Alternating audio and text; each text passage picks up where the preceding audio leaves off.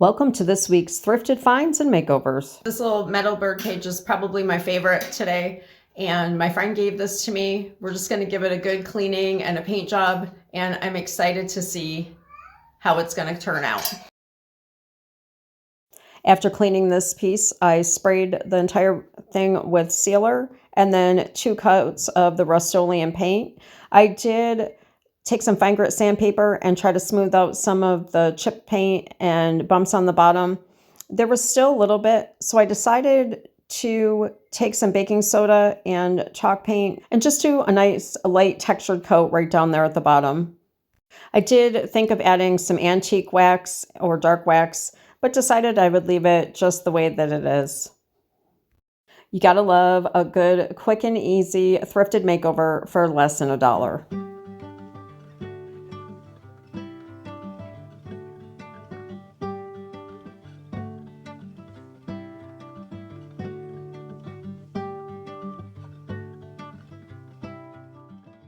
Next piece, I don't know where I bought it or what I was thinking. It's in kind of rough shape. All the drawers need to be sanded to be able to fit in here. It looks like it was painted a few times, missing a drawer pull, but that's okay. We're gonna give it a new makeover, give it a new life. After sanding this piece, I applied 1 coat of the Chiffon Cream Rust-Oleum chalk paint, and it definitely needed that second coat. So all of the pieces have had a chance to dry. It came out very nice. I did remove those 2 knobs. I'll use those for another project because we're going to use some wooden beads for new drawer pulls. These napkins came from, I believe, the Dollar Tree. It might have been about a year ago. I thought that they would look nice covering each of the drawers. So I'm trying to center them so that they're kind of similar. I'm applying the napkin on with Mod Podge. I will use either a spray sealer or polyacrylic to go up over the napkin and the whole entire piece.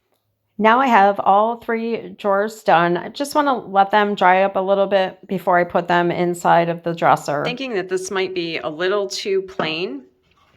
So I was thinking about taking one of the colors in the napkin and painting the feet and then painting the top of the dresser. Possibly paint little tiny wooden balls that I think would make good knobs for the drawers.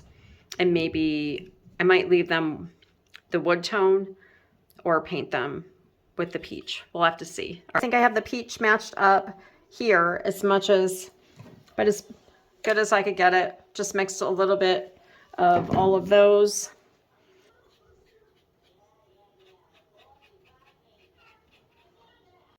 All right, so I'm just dry brushing some of the chiffon cream onto the top, just really lightly. So I did debate painting the wooden knobs the peach color.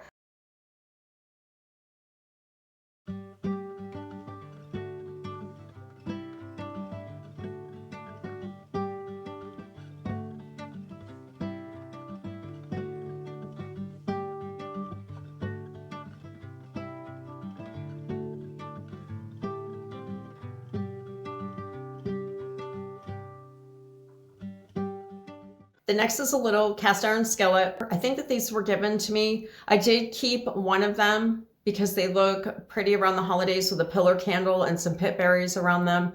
I'm not sure what we're going to do with it yet. I have a couple ideas. I applied 1 coat of spray sealer to the whole entire pan. And then just around the center, I applied 1 coat of gesso brush on primer. And then 2 coats of Waverly chalk paint in white. I cut this image out, which came from thegraphicsfairy.com. Printed it out on rice paper, and we're going to be using Mod Podge to adhere it on to the pan. I had a few Scrabble letters left over, so decided to add some antiquing wax on to the letters to spell out nest. I apply each letter on with just a little dab of E6000. I tied a little wooden bird on that I picked up at the Dollar Tree a couple weeks ago. Just tied it on with some jute twine and then wrapped some jute twine right around the base of the handle. Be sure to comment and share with me below if any of these projects have inspired you to create your own version of them, and which project was your favorite.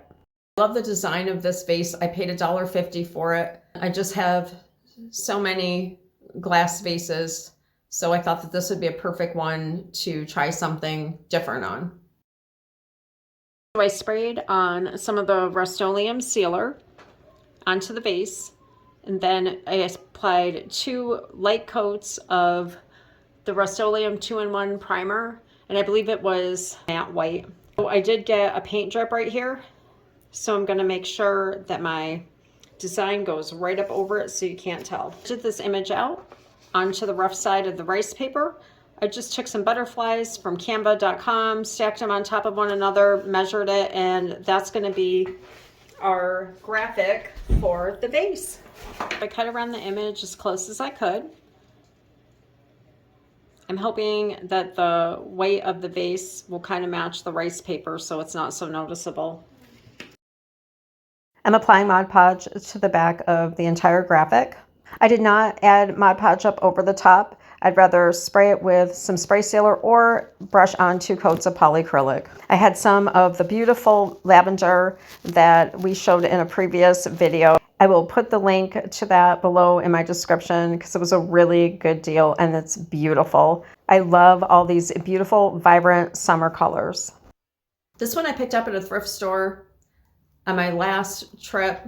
Only $2.99, which is a really good deal in our area for a heavy duty basket.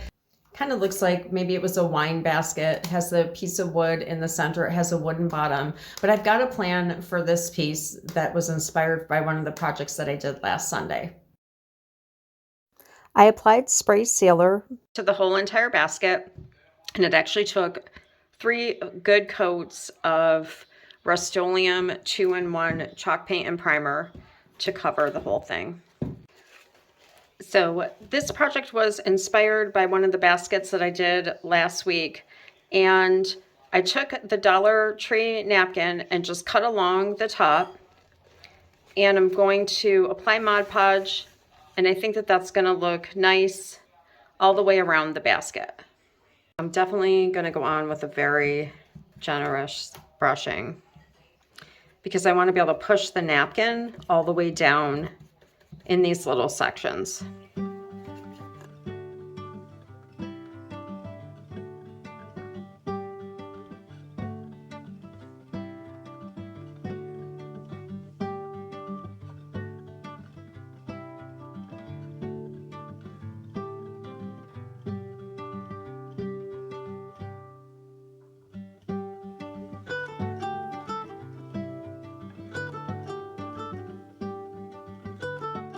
I went to the thrift store. I think they had it listed for around $6.99, and I passed it up the first time. Went back a month later and they still had it.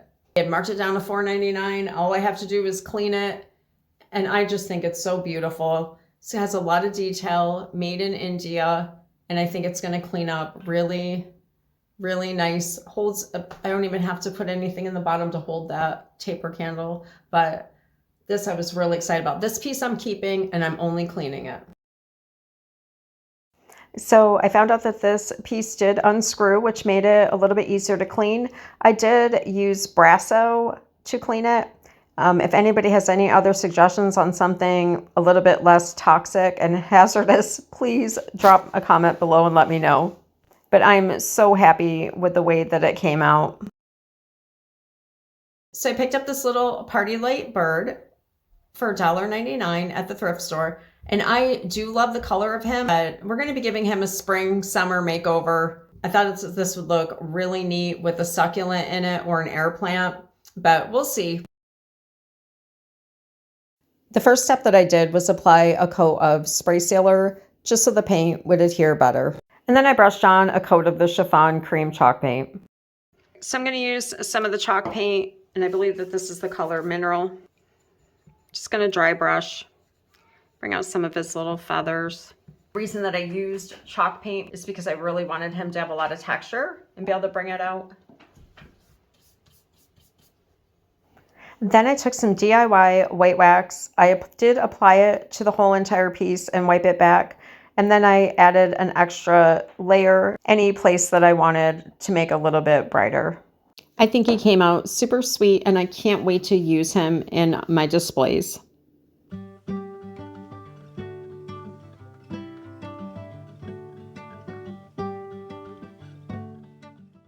I believe that these are probably little tin buckets that you'd probably find at the Dollar Tree.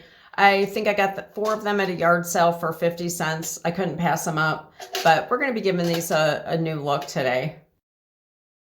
So these little pots got 2 coats of baking soda mixture with white chalk paint, just to give them a little texture. I printed out these labels onto rice paper that I found on the graphicsfairy.com.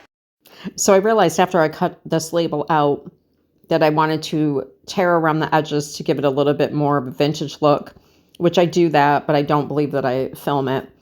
But first I apply some antiquing wax just around the edges and then all over the entire label.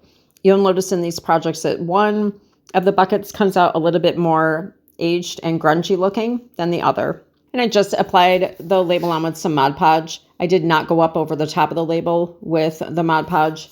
I'm going to just use some spray sealer or a coat of polyacrylic after. And it doesn't matter if you put the label on first and then apply the antiquing wax or vice versa. Just make sure that you don't apply the antiquing wax over the part that you want to glue. But if you accidentally do, or if at a later date you decide to add a label, the wax can come off with some magic erase or fine grit sandpaper.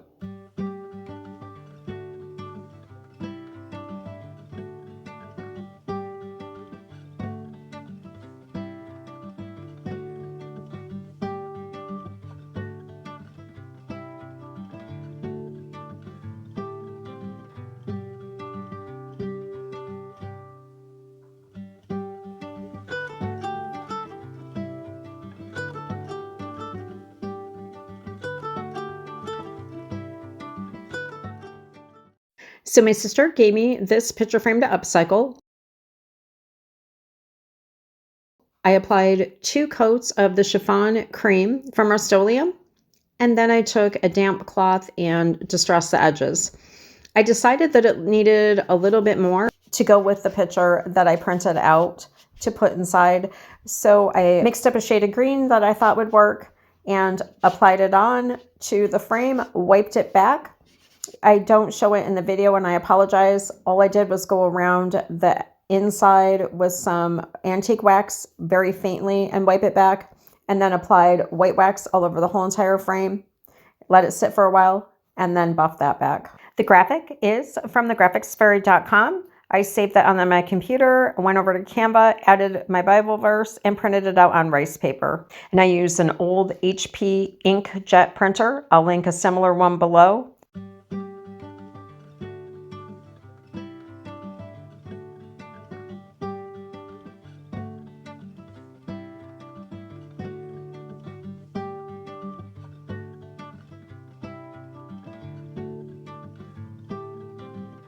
Friends, I want to thank you so much for joining me today. I hope you've enjoyed this video and that it has inspired you to upcycle and repurpose items that you might already have on hand, or look at thrifted items in a new light. I hope you have a super blessed week. I'll see you next Sunday. God bless.